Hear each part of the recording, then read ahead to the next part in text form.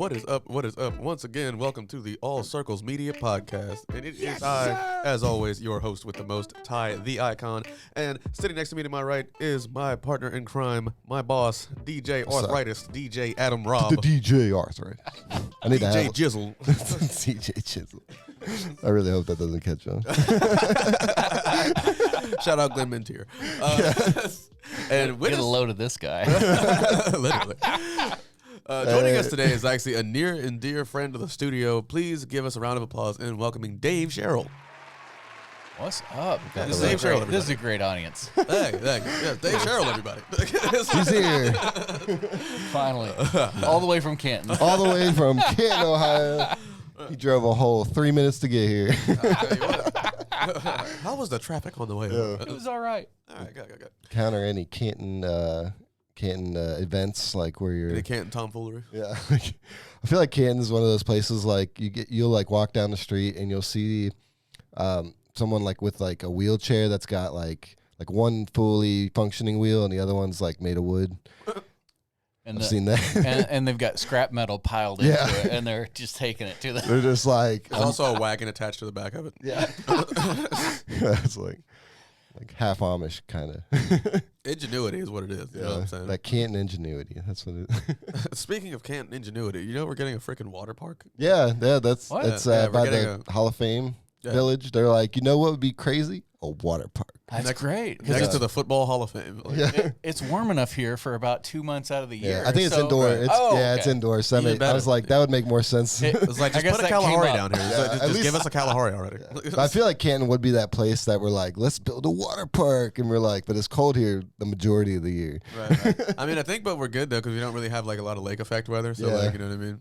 Like we're in a city where it's just kind of like as gritty as it is. Like we still get like okay pockets of weather, and then it also does that weird thing where it rains in one spot. Yep. You know, so It's been like a crazy warm winter here. I've been waiting for the shoe to drop any day now, but I'm like, maybe Puxatawny Phil was right this year. Yeah, maybe we got like 5 more years to live on the planet before... That also you know what could I'm be true. saying? And then polar ice caps, they coming down. They coming down. Like California got like all the Ohio weather they got. Did they really? Yeah, like they're like flooded. Like No kidding. San Diego was like in a state of emergency because their roads just aren't built like for rain. Like they're like, we don't get rain. That's my thing is that like I'd much rather have like maybe a little bit of a flash flood than shit spontaneously combust like it does out there sometimes. Yeah. Like, you know what I mean?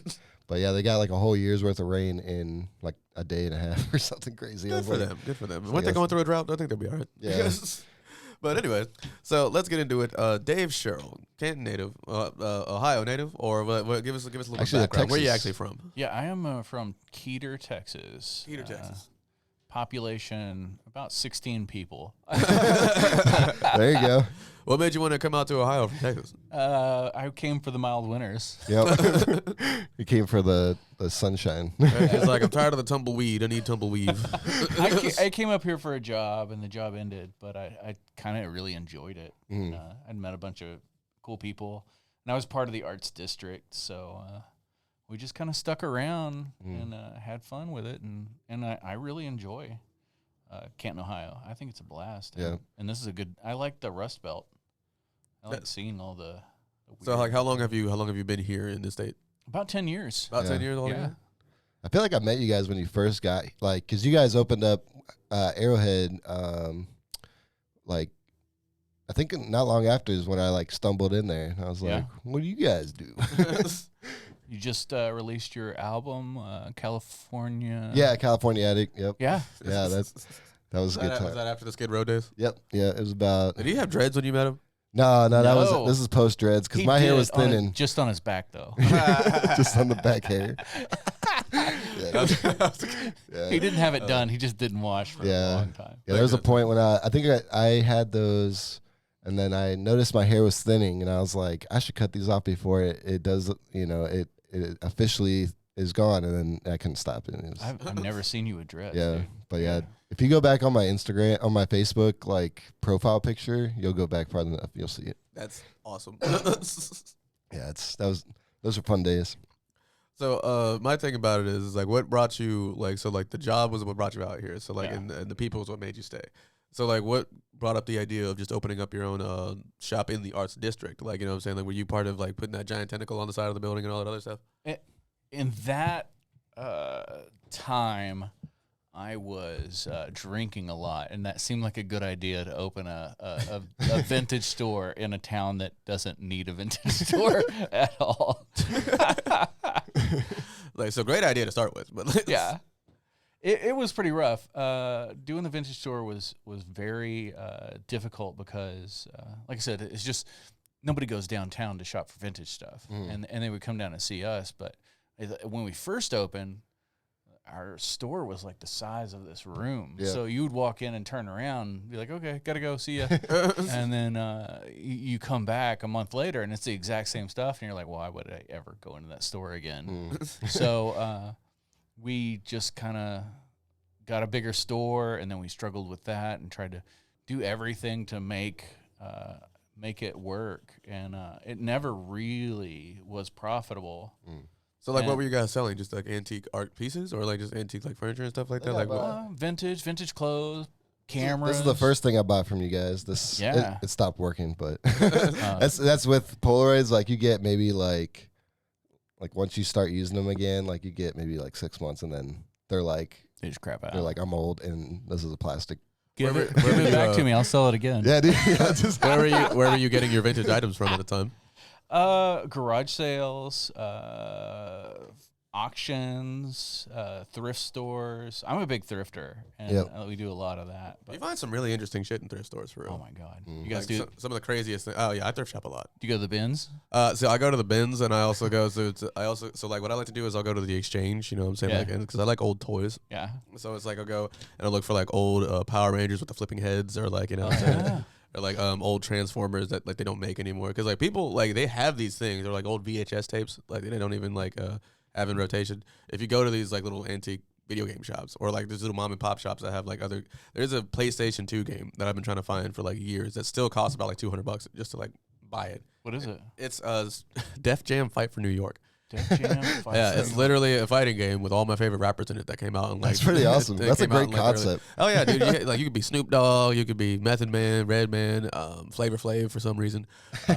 It was pretty cool, dude. The concept is and like it's just these rappers in like a gang that only fight with their hands. You know what I'm saying? No one shoots anybody for some reason. Yeah. And it's just they're all fighting over like a piece of New York, and like it's so cool because it's voice acted by all the actual people. So it's just like. It's like if you asked a rapper, what do you want your video game character to do? And they just let him do it. Because some of these moves are freaking crazy. Yeah. Oh, that's great. But you can't really find a copy of that game pretty much anywhere because of how rare it is and how good of a game it was. Yeah. So it's like if you find it in like a shop or something, they're probably going to run you like $200 to $300. Yeah. Just to get it. And then you have to buy a PS2 also just to play it. Oh, it's on PS2. Yeah, like at that point you got to hope that it still works. Like, oh yeah, dude. You remember the time where you got to like, you know, you got to lick the back of the disc, you know what I'm saying? Maybe like take a little tube of toothpaste, rub it on there and shit. Yeah. You know what I'm saying? Try and get anything to get the fucking bar of soap on the back of a CD. Yeah, just ruining your entire shit. I remember like the worst like the video game that happened to me where I was just like I was so devastated was Kingdom Hearts, I think 2. Oh God, right when your Kingdom Hearts 2 disc stopped working and you pissed because you could only get past a certain point, and then it was like it would shoot you back to the beginning of the game, and you're like, I was like, well. Shit, I remember being so poor I couldn't afford a memory card, so I just left that shit on. Like, I didn't save anywhere. It was just there. But so what got you into the whole art thing? Like, what made you want to do this as like your main source of? I wouldn't even say main source of income, but just like your main source of just like this is what makes me happy. Well, I feel like 2020 really like shifted your whole business model, right? Yeah, I lucked into it. I wanted to be an artist in high school, and were you drawing back then? Like, drawing, painting, everything. I was in all the art classes, and when I got out, I was telling my mom, "Yeah, I want to be an artist when I go out of school and go to art school." And we looked at the prices. My mom was like, "You're a terrible student," and this is like $40,000, which was a lot of money then. Yeah. Now that's like groceries, but so I just like, okay, I'm not gonna be an artist. So I played music for a long time, and I did stand up for a long time. And now, how long were you in? Were you in a band? Yeah. Yeah, I was in a lot of bands. It was the '90s, so we were kind of punk grunge bands. Okay. And, Out of Texas? yeah, out of Texas, where everybody was looking for a new grunge band. Yeah, right. You know. Keeter, Texas, the new Seattle. Yeah, a lot of angst. So With some country undertones. eventually, I was like, we were starting getting older, and I was like, let's start an alt country band because we like alt country. And Yeah. so we started this band called 100 Damned Guns, and we were somewhere sweet between name. like metal and bluegrass and like 70s outlaw country. What instrument did you play? I played mandolin. You played Yeah. Yeah. Dude. All right. And I sang, and we had harmonies. I did harmonies and stuff like that. It was I kind of want to hear that. Like, tons of I fun. Yeah, go on YouTube or anything. It's still out there. All right, bet. Yeah, we same thing. Just never made any money with it. Did stand up for a while. I was like, I'm never gonna make money on this. I quit. When did you transition to stand up? What year was that?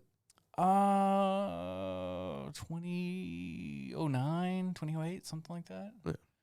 Like, I remember like it's one of those things where like when I first got into comedy, when I started doing it, I didn't get into it with the thing of like, hey, I'm gonna be so rich doing this, or like, I know what I'm saying, because I didn't think I was good. So it's just like I got into it with just the pretense of, let me try this, and then maybe when I'm 35, this will work out. Like, you know what I'm saying? Like, it's just, Oh yeah. Yeah, It's what I mean, like, it's a long, like, yeah, but you have to have that long, like, yeah, you got to be willing to view play of the long comedy. game. You have to be willing to dude. play the long game. Because it can be brutal when you're It'll just be a starting. slog of nothing but open mics for the good first few years of your life, but it'll pay off if you really want it bad enough. I like to think. You feel me? Most of the people who make it in any kind of an entertainment field, they Put in those have a years. lot of money already. Yeah, that does help. That does help for sure. Yeah. Like, you know what I'm saying? What I'd give to be a nepo baby, but like, it's just, you know what I'm saying? Yeah. It's like I see it on TikTok all the time. It's like, do you want to know how I got rich? First off, I got a job with my dad, who owned the company. But so after the stand-up thing didn't work out, when did you decide you want to transition to like just doing this, or like the antiquing thing? Like, you know what I mean? Like, you move out to Ohio, you open up an antique shop, but what was the purpose of like the initial move to Ohio to start with? Just to do the I was doing a title research, oil and gas title research. And that we ran out of work, so I lost that job, and I still had the vintage store, and we were doing that, and we were doing okay and trying to figure out what our next move was going to be, and then the pandemic hit. And at that point, I have an autoimmune disorder, and I take immunosuppressants for it, and we didn't know what that meant. Yeah. Am I going to get it and die within a day if I'm outside? So basically, you just got people telling you you're immunocompromised and you can't be around and shit. Like, Yeah. Yeah. Well, no, that's what I was telling myself. So what were you doing during COVID, if I may ask? Like, just to segue real quick. Like, what So I closed the store, and I started trying to put stuff on eBay. I started trying to put stuff on Amazon. Poshmark, Amazon, just selling online. And at that point, everybody was so scared they weren't buying anything because we didn't know if Even off of Etsy, like you couldn't get like. Oh, you couldn't get any sales anywhere. And I was freaking out about it. But I was also on Reddit all the time. Yeah. So I'd done a few of these weird altered art paintings, and I said, well, I'll start putting those on Reddit, and hopefully people will like it. And that blew up, and then I did it a second time or a third time. And that third time, it just exploded. What was the painting you did? What was the? It was Star Wars, something like that. This on one of the backgrounds, like a yeah, Little House on the Prairie thing. Thrifted painting, yeah.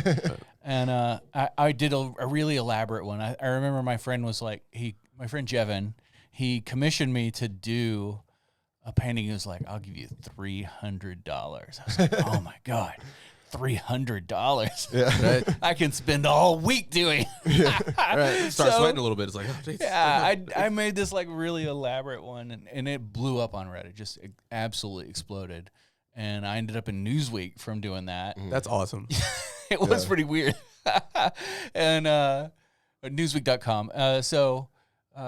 I was just I've been a professional artist ever since that moment. Like from that moment on. That's when you knew it was it. It was just like, oh, well, we found it.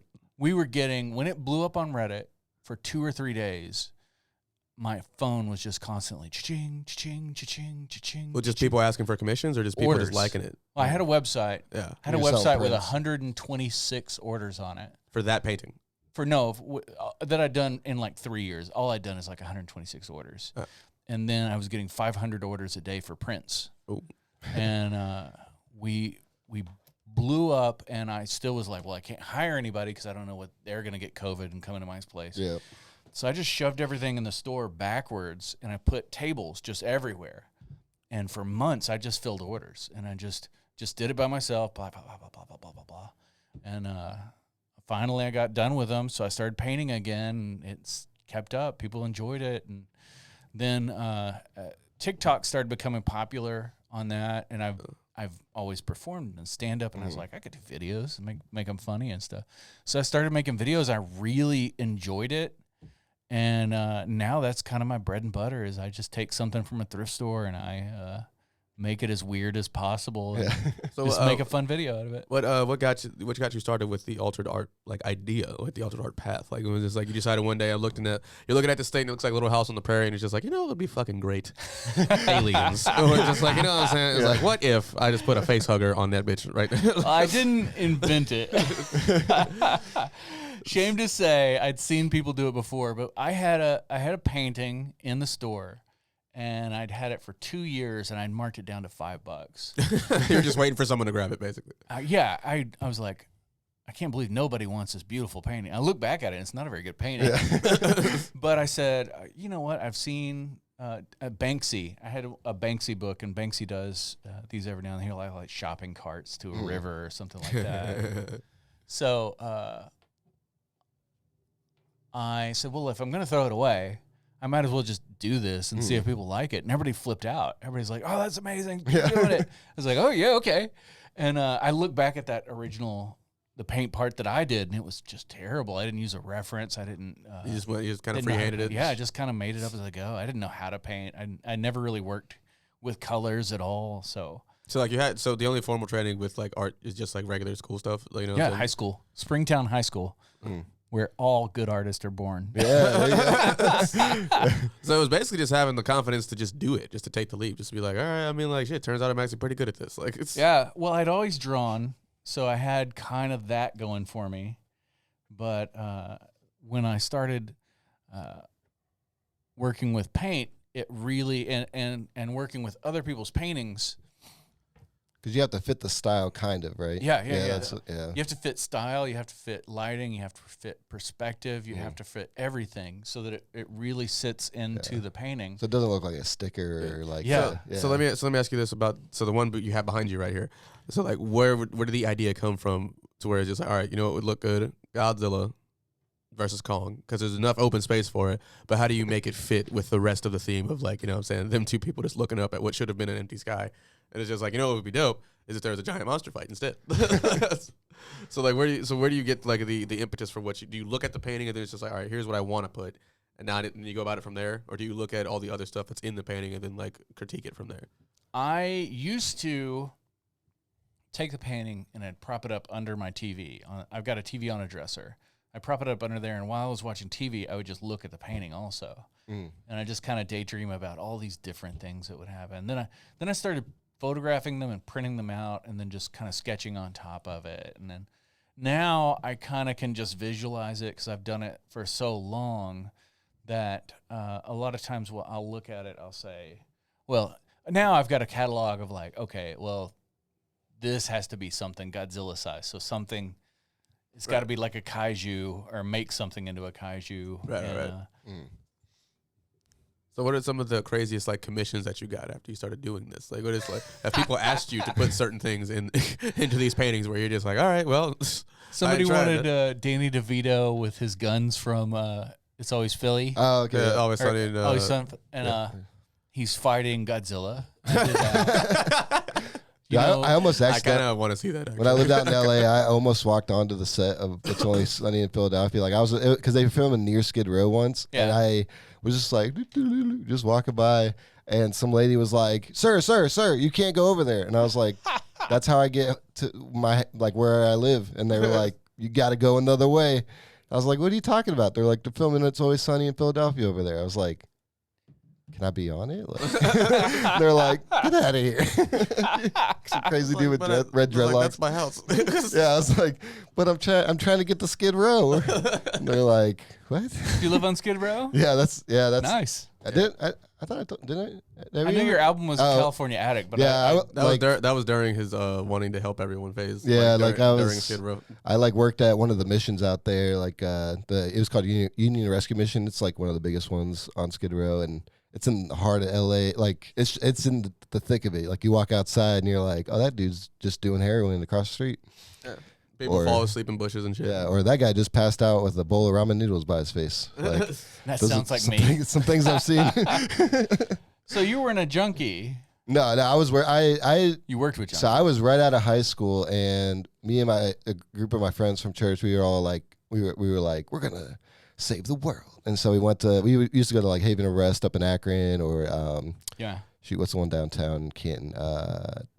Was it like a mission or like a yeah, it's like a soup shelter? kitchen. Like a little shelter thing. I can't remember. It's right by Delhi, Ohio.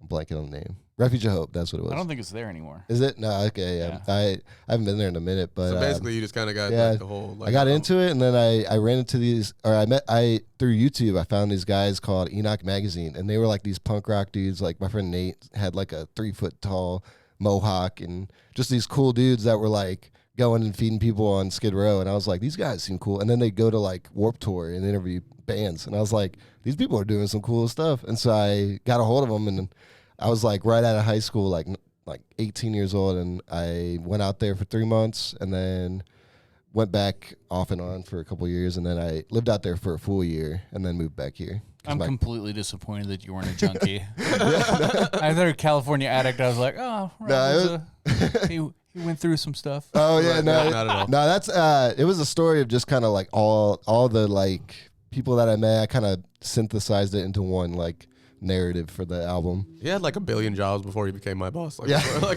Before he started doing this shit, he was just like, I hear stories about shit that Adam used to do, and it's just like, what the fuck? Like, it's like how old are you again? Like, One of my favorite jobs was selling. Like my first job ever was selling subscriptions to the repository. To the that's where repository? that's where like a dude picks you up in a van, and you get paired up with another like 16-year-old. And he's like, all right, I'm going to drop you off on the street, and I'll be back in like 25 minutes. And you just go door to door, and you're like, hey, here's a free newspaper. Do you want to subscribe to it?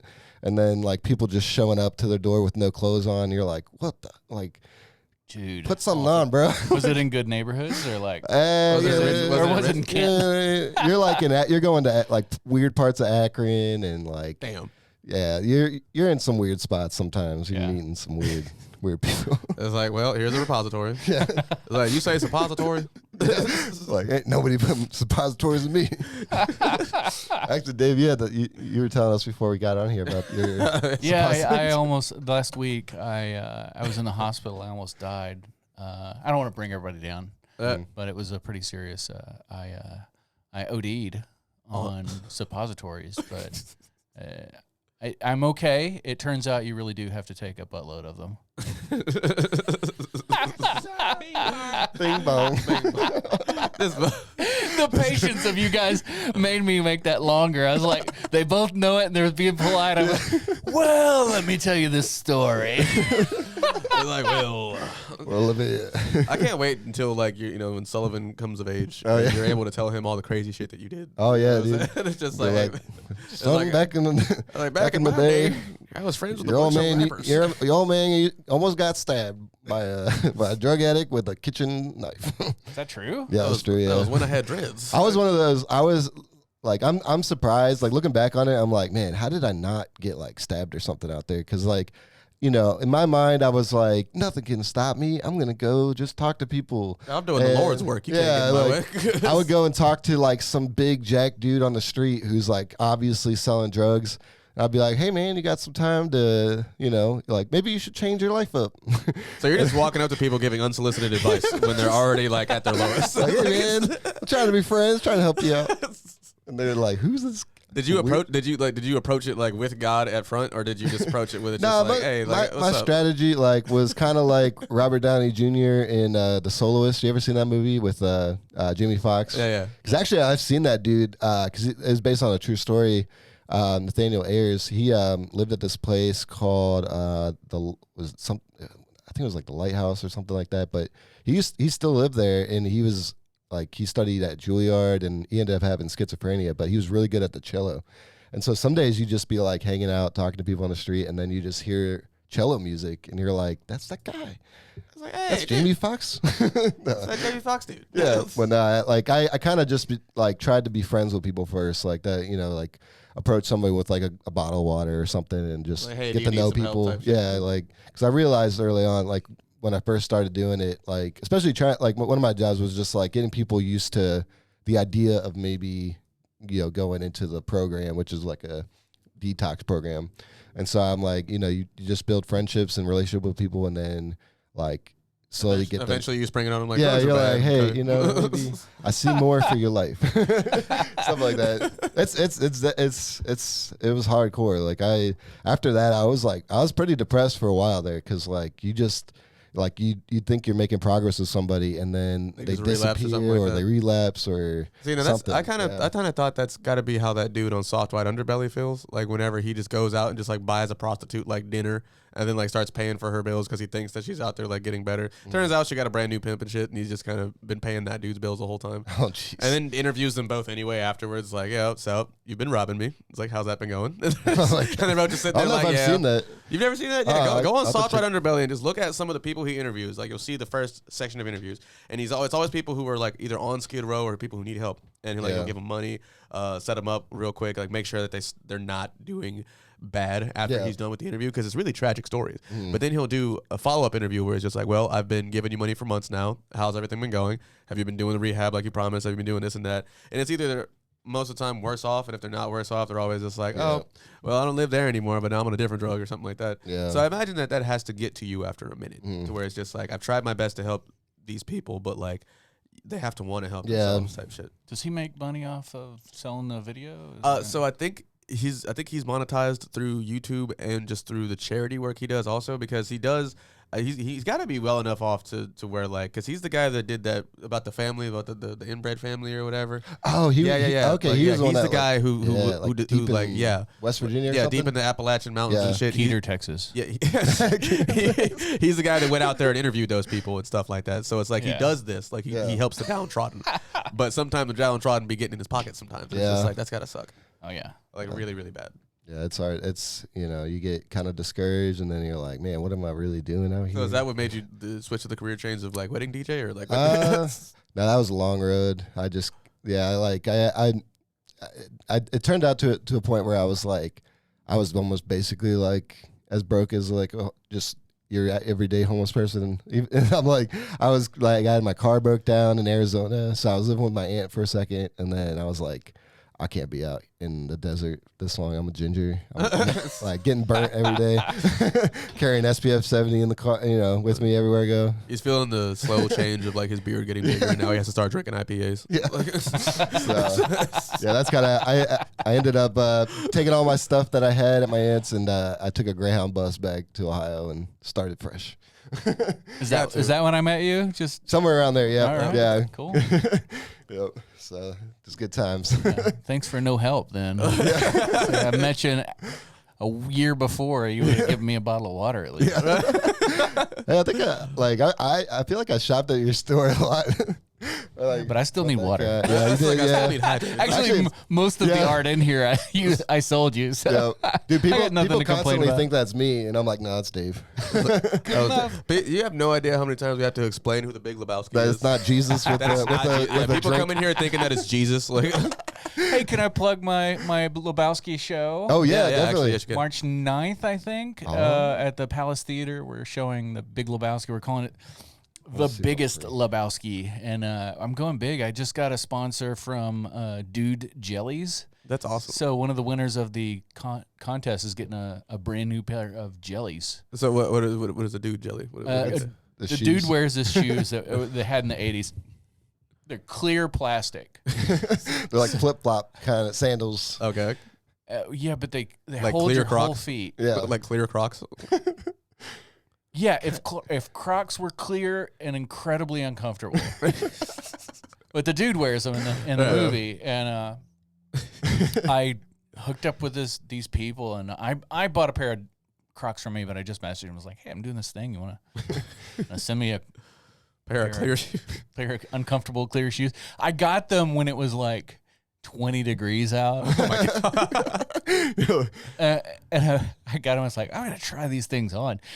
The plastic was so hard from being that cold and so uncomfortable. I put one on. And I was like, oh, I'll check again in the summer. Yeah, see if this is okay. Shoe steams up immediately. Oh man, yeah, but yeah, you've always been rocking the dudes the sweater. Oh yeah. Yeah. My wife got me that. Those They go for a lot. Like I looked at, $300. yeah, I was What, like, for a fucking sweater? yeah, they're just that iconic. The dude sweater? Yeah, the dude sweater was a Pendleton. Like I think Yeah. they thrifted it. And it was like the Western or something like that. Westernos. Or something. Like for the movie? Yeah, for the movie. And then because it was in the movie, Pendleton started making them again. But Pendleton sweaters are no joke, Yeah. dude. They're really expensive. Are they like at least good quality sweaters? Oh, dude, it's the best sweater I've ever had. Even better than Carhartt? Yeah, yeah. I don't ever wear it because of Yeah, we're Some of on those things special are so occasions nice. to bust it out. everything I have has paint on it. Yeah, yep. Except for that one thing. I got a colonoscopy the other day, and I was like, "Hey, you might find paint in there." Like, you never know, dude. Yeah, that's an interesting, like, that's when you know you're painted. That's like the cool thing about like Boss Guy. He was wearing like these crazy like Gucci suits and stuff, like Prada suits, like designer stuff, and he would just paint in them. Like, hey, you know what? You know why? Because he was rich. He was very wealthy. No, before he started, Yeah. he was wealthy. In the movie, you're like, this poor homeless kid. Yeah, And really, his parents were like college professors. Yeah. Right. He was really that kid that was like he wanted to he put himself in like the I'm living out of on a friend's couch, like because he was like I'm committing to the art. I feel like if T.I.'s son did that, maybe he wouldn't be such a jackass. Like, if he just like humbled himself just a bit. You know what I'm saying? Maybe actually go stand on business for a little bit. Like, I've met more. If you ever meet a graffiti artist, they'll try and do the exact same thing. Yeah. They're like, from the streets. yeah, I'm from the streets, man. I just learned it on my own. And then if you talk to them long enough, they'll be like, yeah, well, I went to private school. Yeah. So They're like, don't tell anybody.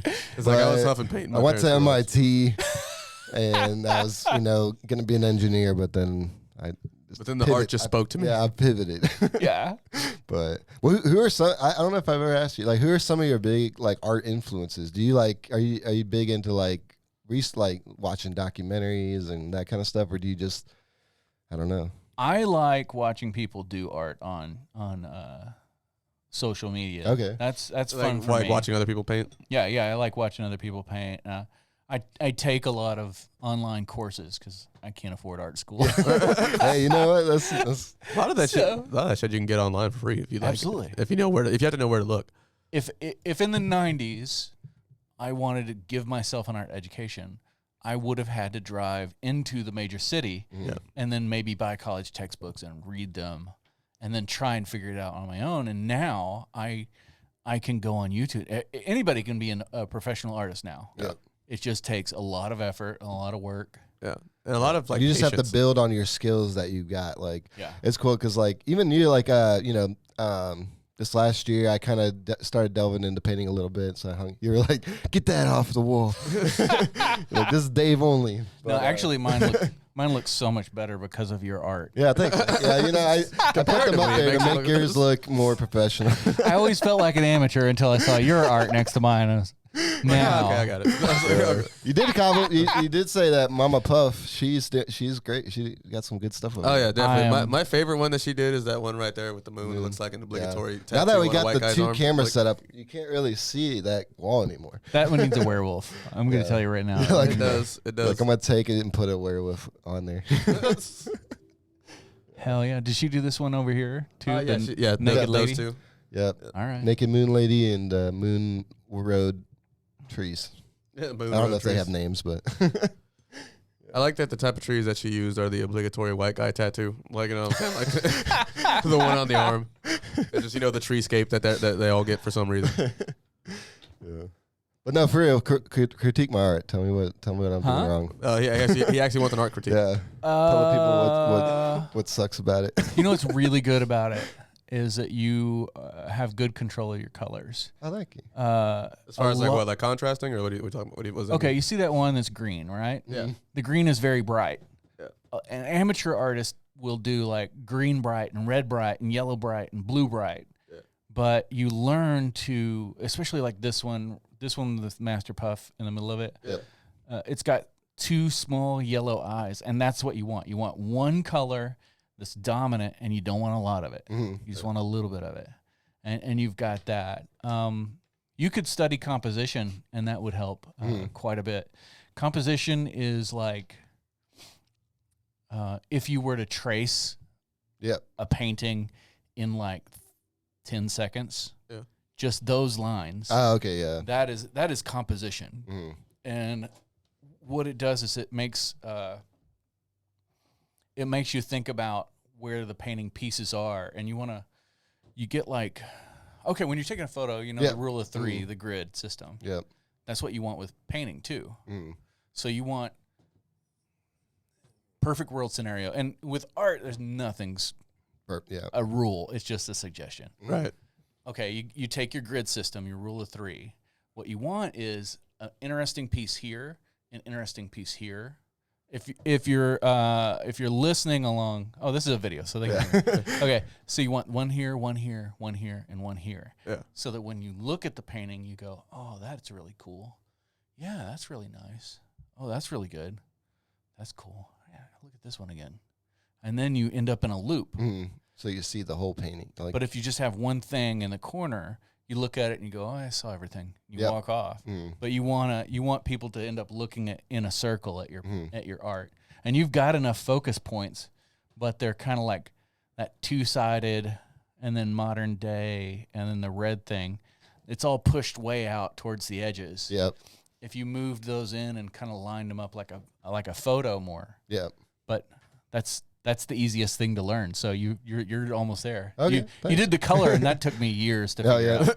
I'm still working on color. Like, look at that brash piece of garbage. I mean, I would say I feel like that's everybody's favorite painting when they walk in. Literally everyone's favorite painting. Like it's funny, like because we usually put the guests on that side, and in my mind I'm like, I wonder how long it'll take before they point it out, and like it's usually sometimes halfway through the podcast they'll be like, does that dinosaur have titties?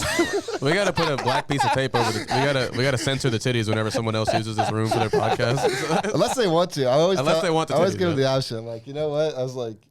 So for a while we had a black piece of tape over the tits. We could make like a stick-on bra. Yeah. Put bikinis on them. That'd be so funny. That'd be a good one. There's another question. What's the craziest art piece you've ever seen personally? Like, what I'm saying? Ever seen? Yeah, craziest shit you've ever seen. Like as far as like an art piece. Like, you ever go to some sort of like a event and then see some like big ass statue made out of fucking buttons or something? You know what I saw the other day? This guy, he had I personally like when the story of how it's built is like this, and then this, and then this, and then this, and then that. And this guy, he had great stuff. Do you know what great stuff is? No, I don't think so. It's foam. It's okay. Like you go to Home Depot, it's just this foam. It's for insulating pipes. Okay. Oh, okay. He's great stuff in this thing, and then he let it dry, and then he carved it into a gorilla. Oh, okay. That's like, pretty cool. That was cool. So like a foam gorilla? It was like a foam gorilla. But then he put clay on it. And he put all the hairs and all the little details and the wrinkles, and it looked like a gorilla that had been mounted on a wall. And I was like, that is really cool. That's sick as hell, actually. Then he put nails, tiny little nails, kind of like needle size. He put them every like half inch all over the gorilla. I was like, damn, that is really cool. Then he took thread and he like wound it around all of the things. And I was like, damn, that is really cool. Then he like made a box around it and fiberglassed it. And I was like, what the hell is he doing now? He flips the box over. He fills it up with, what is it, hard lacquer type stuff? Yeah. I guess lacquer. Yeah. He fills it up with that and then puts it in there and lets it dry.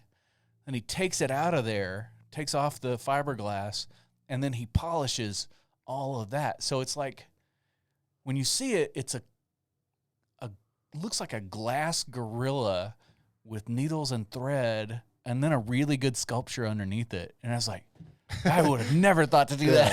Yeah, Dude, that's kind of sick as hell, actually. So Yeah. like, he like resined it, and like so now it's just like it's like is it like is it to scale? Is it like It was like, it was bigger than a gorilla. Well, I don't know how big a gorilla's head is, but it had like kind of a mounting board behind it, so it stuck on a wall and then stuck out. that's Yeah. cool as shit. That's sweet. But I was like, how do you even come up with that? Yeah. But that's what I do is I like to Just think about like unique ways to get the piece done, like you know. What I'm yeah. saying? I got a I've bunch seen- of lawn gnomes, and I'm like, I've seen the stuff that you're doing with some of the ice sculptures, like you know what I'm Yeah. saying. Like, it's like, yeah. I got this one that I'm working on. It's gonna be. I have so because of my teeth, like over the past since basically the pandemic, I've had a lot of work on my teeth. Very expensive and it sucked. Okay. But I have I think 3. are those real? Am I looking at real teeth? These 6 are like veneers kind of. Man, So those are nice. yeah, they my dentist was like, you either need to do that or eventually you're gonna get dentures, and I was like, I'd rather do this. So yeah, but I have like I think 3 and like a half, a little like molds of my teeth, like Yeah. through the various stages, Yeah. and so I've been wanting to do like like paint them and Yeah. do something cool with them. Like one, I'm gonna do like the black 2.0, and like Oh yeah. and then a couple teeth. I have like this glow paint, and I'm gonna like so like when it's dark, you'll see like nothing but 2 glowing teeth or something crazy. So I'm kind of working on something like that. I've got pretty some of good that. idea. I've got some of that black 2.0. Yeah. I'm working on with it It's right fun, now. dude. So what is Black 2.0 for those of us who are uneducated? Okay, so there's a company that there's a bunch of different Vanta Black and Black 2.0. I've heard and that those are like the blackest. Yeah, Like, you know what I'm like- saying? it's so black. Thank you. You got a joke? You're the comedian. How black is it? It's so black. Looks like my dad. Ew. My dad. That soundbite. That's the best soundbite. Okay. No, it's so black that it doesn't reflect. It absorbs all Yeah. light. All light. So like if you were to put it on something, it would you- just black What, it So out. Vanta what people Black. usually do is they put it on statues, Okay. and then the statue looks like it's flat because you Yeah. cannot see any detail of it. So, So as you like it- rotate it, you see the So it takes away all dimensions and color. Yeah, pretty much. So, And so was it like so Valspar? You get this from something like So who put there's this a company together? that I buy it from who you know the Stuart Temple story. Stuart with the, Simple, or yeah. Simple. Yeah. That's, yeah, not Stuart Temple. Where he was the guy that created the bean Yeah. in Chicago, and like he like what is it? He made this like pink Van- color. No, well, he made a Vanta Black, Yeah. but he wouldn't let anybody else use it. Yeah. And so he like only made himself like he like licensed it so only he could use it. Yeah. And then this company, they came out with Culture like, Hustle. yeah, that's I what love get, yeah. Culture Hustle. Yeah. And they sell it to everybody except for that dude. You have to. I bought it. Yeah. And when you buy it, you have to sign a release that says you are not Anish Kapoor. Yeah, or Anish Kapoor. That's Yeah. yeah, And you're not buying it on the behalf of Anish Kapoor. yeah. Wait, so So of course he bought it and he like posted himself with it. yeah. Nobody cared. Wait, so who's Stuart Simple? Is Stuart that- Simple? I think is the guy from Culture Hustle. Oh, he's okay. So yeah, Anish Kapoor is the bad So guy. they were basically they're just being petty. Oh, yeah. Oh yeah, it it's was a great story. Yeah. So, was like, funny. so how did they create this black as hell paint? Is my question. Like the chemical composition of this paint. Like you know what I'm saying. Like There's what's probably some scientist. Magic. Yeah. I saw a dude painted an entire room with it. Oh, like, bullshit? I feel like that would be scary. so. I'd be scared. That would mess with your mind, like going in one of those Imagine super quiet stepping in rooms. there and like it's like it's a fucking isolation room but covered in Vanta Black and it's just like nigga, Yeah. Your am I brain dead? wouldn't know how to register it. Someone shuts the door behind you. It's just like, yep, I died. That's it. There's a company in Austria that makes another super black. And Black Dynamite. how black is it? But they make a fabric also. Ooh, imagine So- wearing that. Yeah, Yeah. I was gonna use the fabric on my studio, and they were gonna send it to me, but I guess they didn't do it. They just didn't do it. They asked how much my art was, and I was like, I'm gonna make you a video. You're not getting free art. Yeah, but I did that same thing. Like I had all these like molds of my teeth, and I had them up in my like home office, and where I like usually paint stuff. And I was like, what do I do with these? I was like, it's so like it's just calling to like paint on them. Yeah. And I was like, I need to get that paint. And so Yeah. I'm like, one day I need to just go up there and do it. I've been like, I have a couple paintings that are like on hold, like ever since my son was born. Yeah. I was like, I've just been like, when I'm home, I barely up there unless I'm like doing a call or something, because I'm like, baby life. But I'm like, I need to get back into it. Get rid of the kid. That's what I did. I had like 5 of those things. Sold them. Like they're all doing good now. Yeah. I don't know. I got my one. I remember my one buddy. I'm not gonna name drop, but I remember whenever him and his girl had gotten pregnant, they decided that they were like, nah, we're definitely putting it up for adoption. But they found this nice gay couple in Wisconsin that like really, really wanted a baby, but also like really didn't want to be that type of people about it. They're like, we got to give you something in return. And they couldn't think of what they wanted because they're just like, well, I mean, like, you know, we made sure that you guys are the best parents for the kid. That's all that matters. But if you want to give us something, I mean, I guess we'll take some cheese curds. So, I was going to say that. so it's like, you mean to tell me that you traded your fucking baby for cheese curds, my nigga? And he was just like, yes, I did. I was like, it's fucking badass. That's like badass. Wow. Was it a black baby? No, he's a white guy. Okay. It was like, I was already thinking it would be hard to be a gay couple in Wisconsin. Yeah. But then to be a black kid being raised by a gay couple. Oh yeah, no, that might be. That would definitely be extra, but it was definitely one of those situations where it was just like they. Like, it's because they're probably like the sweetest people on the fucking planet. Oh, yeah. Right? You know what I'm saying? Like, if one of them could get pregnant, you know they would. So it's just like, you know, you deserve the baby. Like, we don't want the motherfucker. I want to know how many cheese curds. Dude, it was a big ass sack of them. Like, imagine like a trash bag full almost, but like. Came in like a Santa. Do you guys know cheese curds? Oh, yeah. What they are? Dude, I've had some Wisconsin cheese curds. Isn't it just like chopped up fucking, like cut up cheese? It's like when they make it, some of the cheese bubbles up to the top, and it's like little lumps. Like, what is it like? What's that word? Curdled milk? Oh, is it like? It's kind of like the size of popcorn. Yeah, but it's cheese. And they scrape that off the top like fucking pudding skin. Yeah, or they something? just kind of scoop it out of the vat or whatever. Yeah, but it when you get the good ones, it squeaks on your teeth. Ooh, it's got a weird texture to it. But yeah, if I hear somebody's from Wisconsin, I was like cheese curds. So as soon as you started that story, I was like, they should trade the baby for cheese curds. Well, you know they did. When you got there before me, I was shocked. That's an interesting question. It's like that Leo from the something Hollywood, the Hollywood movie where he's like. No, it's like, oh fuck! I think it's Wolf of Wall Street. No, it was. Was that Great Gatsby? Was that Great Gatsby? No, it's Quentin Tarantino. Once Upon a Time in Hollywood. Okay, that one. That's bro. great, I love Quentin Tarantino as a director because he does go there. But it's just like, can you? I like to think that anyone who gets cast in his movies, especially if it's a white guy, they have to get like super excited. You get excited until like Leo when he was like, you know, like they were talking. I think they were doing a.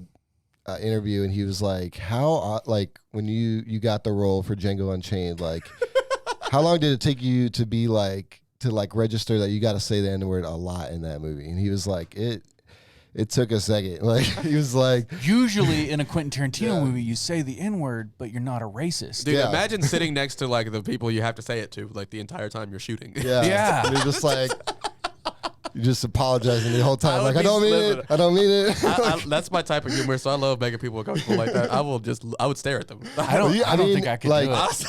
I think Quentin Tarantino would be like, ready? Let's roll camera. Like, I can't well, do Ty, it. you're the only person I know that's actively gotten white people to say it twice in an audience.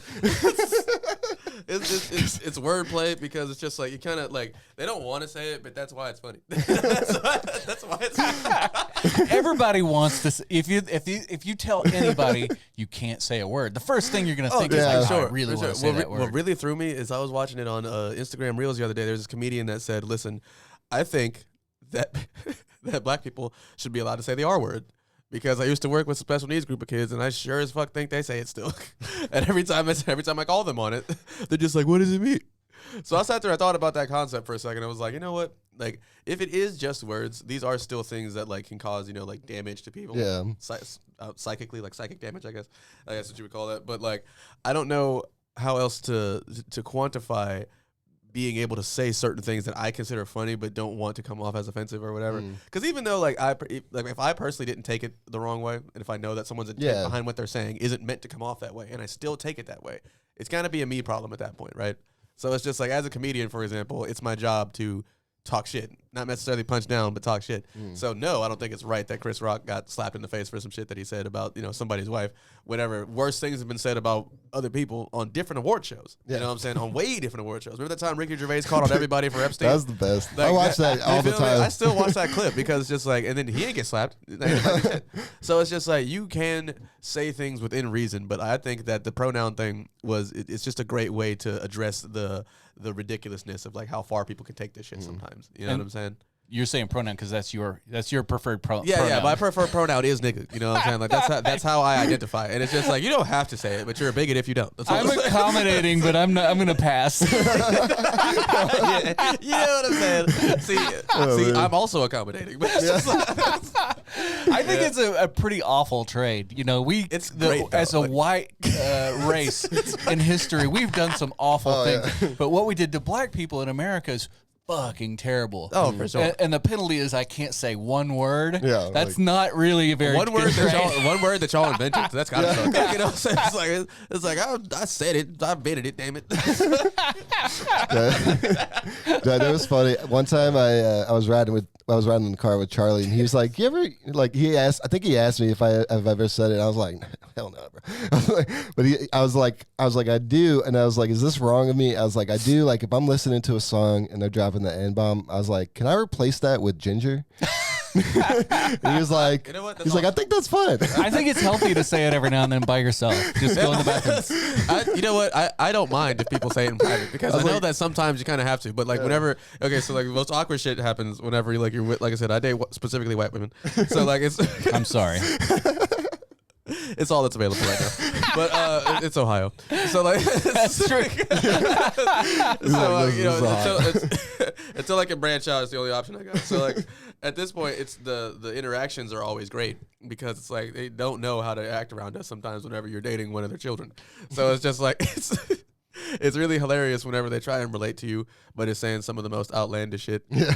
You know what I'm saying? Or what is that movie that Get Out? Get Out. Yeah. Oh, yeah. That's a great scene. I watched that recently. It made me understand what it would be like. Dude, it's so wild. It's so fucking wild because they're being as nice as possible, right? Yeah. And it's like they're being genuine and they're not trying to come off as that. But then like they end up saying some racist shit. Like I was in the car, chilling with this girl, and like she was on the phone with her dad on speakerphone. He didn't know I was in the car. You know what I'm saying? He's watching football. He's either I think he's either watching football or playing Xbox. And the reason I say that is because within a few minutes of just silence, she's talking about like taking the kids to the doctor or whatever. He just blurts out like "F you, N-word," and I'm just like, but he didn't know I was there. He didn't know, and I'm just like, she's like, "Dad, he's in the car." Oh, no. That's not appropriate. By the way, that's not. When I say you should try it, I think like you should try it on like it's like you put on a dress once just to see what it feels like.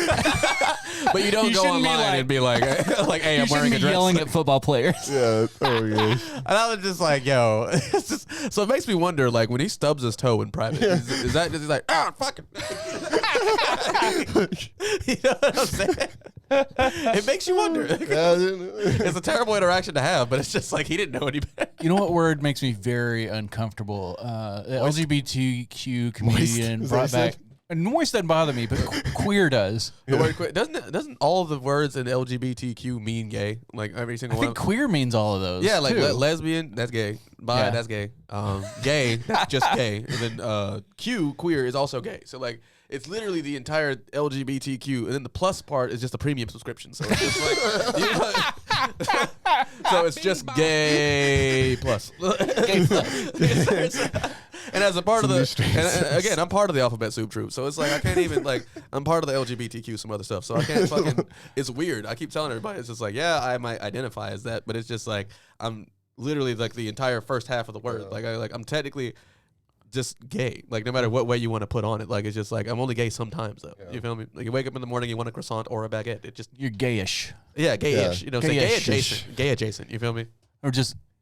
I'm just open to suggestions. Exactly. I'm magnanimous. You feel me? I'm just. It's funny how that, eccentric, like those like the words, like when you're reading like an old book, like Alice in Wonderland or something, they keep saying, you're like, when they say the word queer, that just means weird back then, right? It just meant something. Oh, dude, have you ever read Lord of the Rings? Yeah. Oh yeah. Oh my God, there's so many like oh, people in Buckland, they're awfully queer down there. They're awfully queer. Let's gather a faggot. like, I'll get me a bundle of fags, and then we'll go talk to that queer fellow. yeah, that's what they're doing. They're camping. And then Just a different bunch of- regions like in England, like that's still just a like.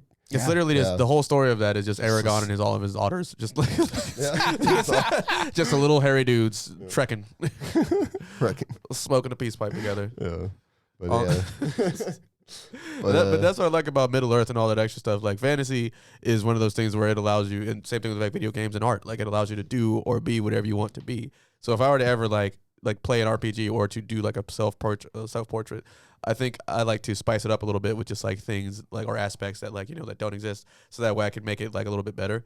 So I guess a question for me would be like, if you could do a self portrait as something else or as anything, what would it be? You know what I'm saying? Like, what would you draw yourself as? An ape. An ape? Yeah. You draw yourself as an ape? Yeah, I think we divide ourselves way too much as I'm a white, red-headed male. I don't really think of terms like that. I see everybody's just humans, and we're not very far from apes. That's so I kind of think of myself, like when I see an ape, I'm like, that's kind of my brother. So I've always wanted to draw myself as an ape, but I'm not that good. I think I give myself scales or some stupid shit. Like just just see what it looks like. If I was a lizard person, what would it look like? Wings. I want to do. I now kind of want to do a monster portrait of myself. Exactly. Yeah, or like a werewolf. Like draw yourself. Like what would you like? You know how they do in Teen Wolf, that TV show, where they just like they give you thick ass eyebrows and all that other bullshit. What would you draw? know what I look like as a werewolf. Adam knows why too. Because when you're a beard guy, when you're hiding how fat you are, you don't have any other options for Halloween. You put on a Jason mask and you just look insane. You got like a red shrub coming out of the bottom of it. So you're saying when you're more that- beard than man, the default costume just becomes werewolf. When Halloween runs around, I'm like, get out the claws. Yeah, I'm like, who am I gonna be? I was like, I'll be fat werewolf. I'll be the Da Vinci with the ear thing again. Van Gogh. Or Van Gogh. What did I say? Da Vinci. I'm going as the Rizzler this year. The Rizzler. So Drake did some real light skin stuff recently, and I want to get a live reaction from Dave from the video that Tyler sent us. Oh my God, are you gonna show me some penis right now? I'm gonna show you some penis online. Thank God. I thought I was gonna waste my time with this thing. No. I had to see it. You have to see it too. So Tyler, we call him White Drake. He's our resident asshole here at the studio. But he, as a Drake fan or a Drake stan, if you want to call that, sent us the video because of course he had it. So here is Drake.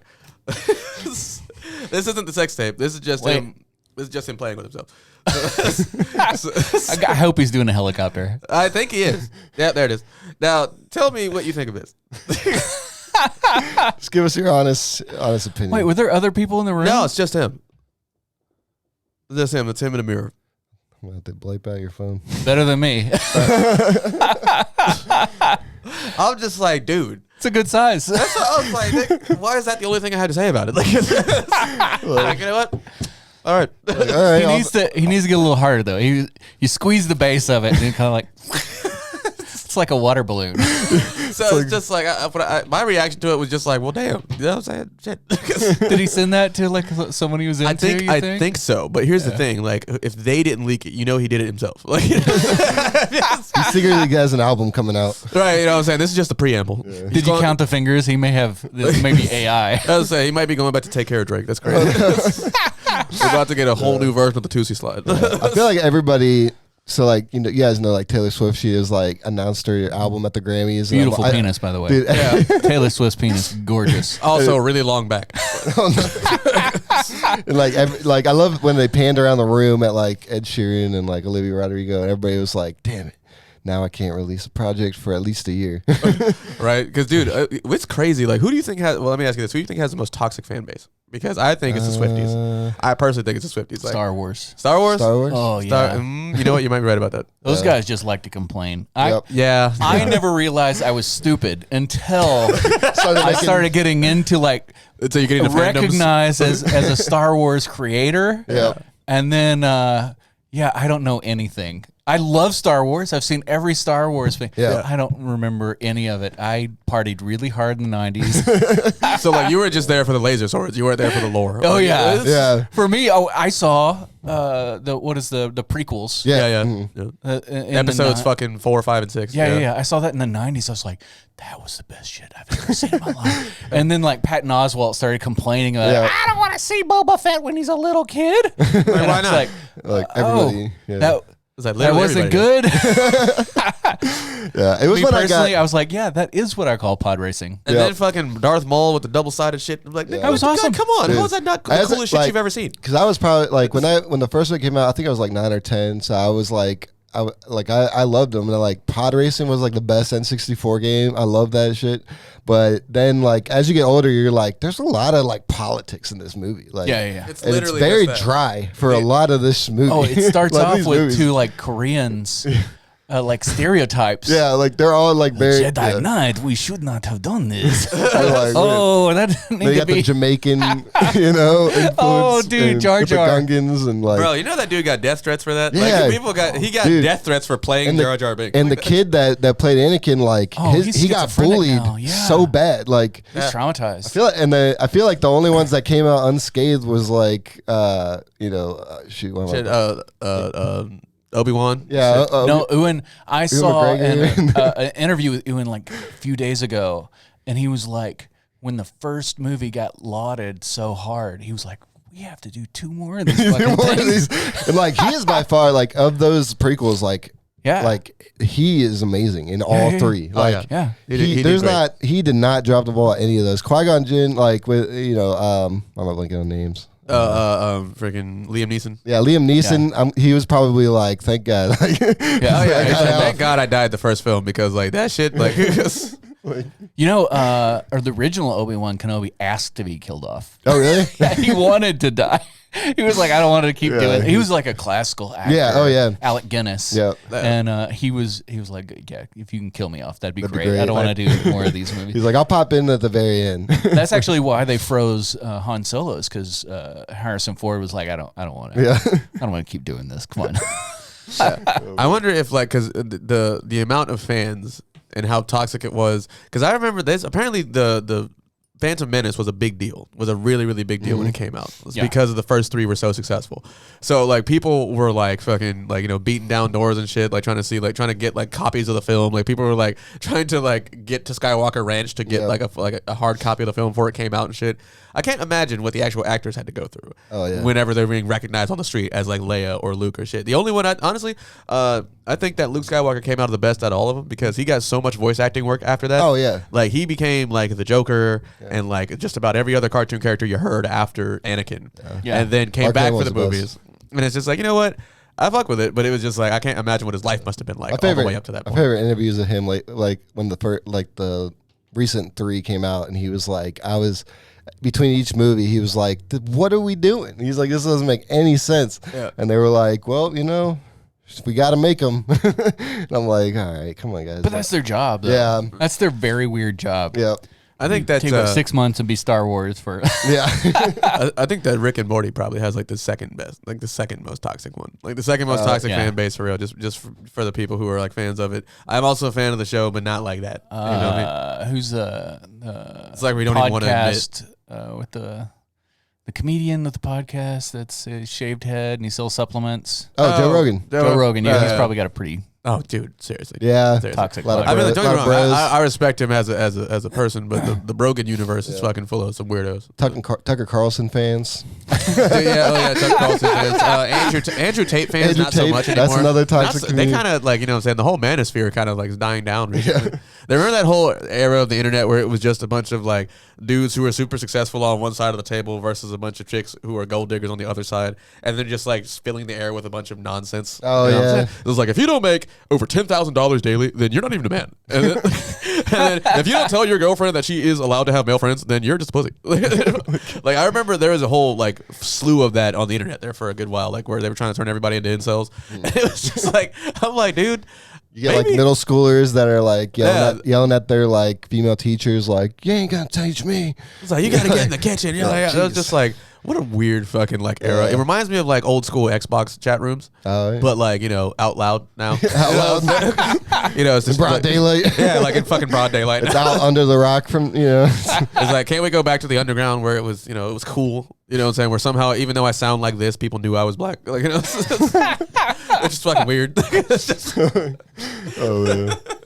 But Dave, tell people like what you're doing nowadays. So you got you've been putting on the Lebowski. How many years is this? This is the 5th year. Okay, I think I've had events every time you so put you're them on. just showing the movie like at the Palace Theater? We're showing the It's movie. the whole event. We do a trivia. We do costume contest. We do White Russians. White Russians. That does sound fun. And then I do an original Lebowski art piece every year, a full-on, usually not an altered art, like a full painting. Can I get a commissioned art piece of a Lebowski painting from you? Absolutely. I need the scene where homegirl's laying on her back with her legs spread, trying to make sure that she gets like the most pregnant. I just need that scene. She's rocking. With Lebowski next to her, looking at her like, "What the fuck are you doing?" I need that.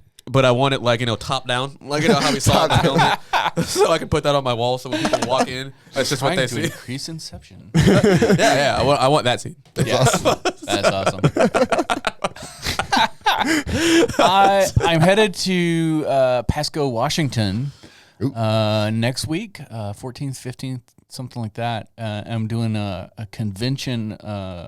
It's kind of a comic book convention, kind of just a nerd culture convention. RadCon. And I am BlurredCon one year. It's fun. I'm the keynote speaker. Ooh. I've never seen a keynote speech or have any idea what that's supposed to be. So I'll be seeing my first keynote speech from behind the podium as I'm giving it. There you go. Hey. Hell yeah. Yeah. Where are you guys, where are you doing that at? Where is RadCon located? You said it was Washington. Pasco, Washington. It's the Tri-Cities, which is a fairly big city, but it's about 6 hours from Portland. Oh, okay. And I couldn't be more excited to go because if they tell me like, are you going to Portland? I know what I'm going to see in Portland. Yeah. You're going to LA. I know what I'm going to see in LA. I have no friggin' clue what's in Tri-Cities, Pasco, Washington. It's like, we're going to the tri-state area. It's going to be I'm exploring. Well, hell yeah. Do you have any other projects you want to plug before we get you out of here? Check out my Instagram. It's blowing up. I gained about 100,000 followers in the last 6 months. And go downtown Canton, check out Arrowhead. Well, no, it's closed. Don't. He's like, don't come there unless you got a pickup. Yeah, I want to open up eventually and just get rid of all the vintage stuff. But right now, it's just a big shipping department, boxes and stuff. Come drop ship. I'm just kidding. Yeah. But come if anybody's listening locally. I work at the Silo Art Studio, and we do First Friday events every First Friday, and those guys have the most fun shows. The kids there are amazing. I'm starting to do videos with them. Oh yeah, I've seen. Yeah. And at first I was like, I don't know if I'm not, because they're all disabled. They all have disabilities. It's like, I'm not like exploiting. So they freaking love it. They beg me to do the videos. They get mad when I don't include them. My favorite one was the video we did together with I'm blanking his name too. With the penis paintings. It's like, you remember the guy with the penis, Ronnie, right? Ronnie, yeah. That was Ronnie doesn't speak. He's mute. That's awesome. He's deaf. He never learned sign language. He speaks a little bit, but you can understand it if you spend a year with him. You'll start to realize that he's saying kind of words. Yeah. Ronnie walks in every day, sits down at his desk, and he takes colored pencils, and he draws penises and cowboys. That's it? That's it. Yep. So sometimes it's a rodeo and the cowboys are riding penises, and sometimes there's it's like just a penis with a cowboy hat. Like, sometimes he started off doing cowboys, and there would be like campfires, and then like they were looking at the campfires and there were little penises inside of it, and eventually like they were burning dicks. They're like, yeah, go for it, Ronnie. Do whatever you want. Do your art. And so like he just bigger dicks, and eventually it was literally like dick cannons. Where it looks like a cannon, but it's a giant dick. Yeah, or he's like lassoing like a dick. Yeah, and he puts words in the comic. They look like 1950s cartoons, but he puts words in them, but the words don't make any logical sense. So like what? But they are words. Yeah, and we've collected them for years. I would love to put them in a book, but that would be awesome. it would be like this thick and not make any sense. I think maybe just putting it online. I think that would be actually what you could do. You do what we do. Put it on like the wall, so that way people walk in and they have to follow the gallery. fucking. They have to follow the trail of like the dicks and like like where does this end? We do gallery shows of his work every year, and they're awesome. Phenomenal. It'd be like it's just dicks and cowboys. It'd be like the Oregon Trail of dicks. Well, you heard it here first, guys, on All Circles Media, dicks and cowboys. Like if you like, you guys want to see the drawing I did? Yeah, definitely. Yeah, I might take a picture of that to post up. Dude, that's sick. Awesome. Look at that. Oh yeah, show the camera. This one is Adam. Yes. And this one is Tai. Okay, I have no idea confused. what your last name is. The icon. Is any of these ties correct? T-Y? Nope. T-A-I. T-A-I? Damn. You're like, dang. T-A-I. Yep. The icon? Yep. The icon. Tai, the icon. Well, you guys are my first. This is my portrait, my traveling portrait journal. So Nice. as I travel, I'm going to draw people. Thanks. That's dope. We got that. You just got that book? Yeah, I just got it a few hours Fresh. ago. Hell yeah. Well, thank you guys once again for joining us on the All Circles Media podcast. Be sure to like, share, and subscribe, and hit that bell notification if you'd like to be notified when we do more of these episodes. And please make sure to follow us on not only LinkedIn, but Instagram and Twitter sometimes. I think that's about it. Oh, yeah, and our Facebook. We do happen to have a Facebook. And don't forget that we are doing a show February 10th. That is this Saturday. This is coming out way after that. Oh, yeah. Hopefully, hopefully you guys had a good time. Hopefully, you had a good time. Yeah. But Dave, what's your website if people want to get prints or do you have art up for sale or? If you Google DaveRuinsArt, it comes up with Etsy. And I am not on Etsy. Oh, no. Are people Etsy, reselling your I stuff? am famous enough that Etsy sponsors an ad. Oh, there you go. And it's such a sponsorship that I can't compete with it. So I pay Google to put me before them, but I don't know how much they're paying. But it's way more than me. That's crazy. That's awesome. Yeah. So if you Google DaveRuinsArt, everything but Etsy is me. Okay. And go to my OnlyFans. All right. We got that on OnlyFans. Yeah. We'll see some videos like the one he showed of Drake. Yeah. Exactly. Of Drake and Dicks and Cowboys. All right, y'all. See you guys later on the next one.